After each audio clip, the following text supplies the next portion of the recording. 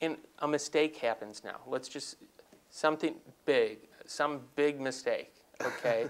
You trusted, and now there's a big mistake. Right. What reaction do you think is the reaction that you'd naturally have? I guess it would depend what caused the mistake.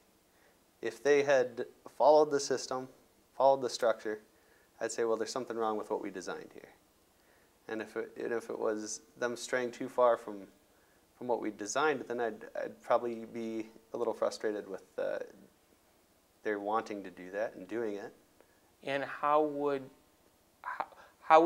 somebody observing this, what behavior would they see in you? Well, if it was them straying outside the rails, not following the system, they'd get a phone call. And I wouldn't be happy about it, and they would know that. But at the same time, I wouldn't hold that against them, provided they had followed the system that works, that's been proven to work.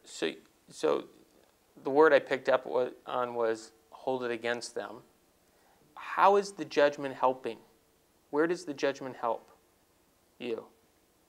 Holding on to it. I understand what you're saying. It's the mistake that matters. Yeah. So I would remember the mistake, Yeah. not necessarily that this person is, well, the person's apt to make a mistake. Well, yeah, I understand your It's hard, direction. isn't it? I mean, it's really hard because what happens when you hold that judgment is your filters are up, and all of a sudden everything is through that filter, and it's like Right. you're scanning.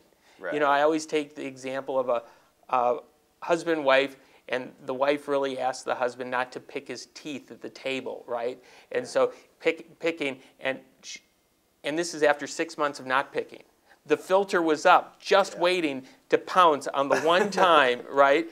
Right. And so what happens with those judgments is we hold them, and then all we can see is what we want to see, because our minds aren't perfect, okay, of keeping memory and judgment. And so that emotional filter really changes things. Was this helpful to you? Yes, I understand what you mean. Okay.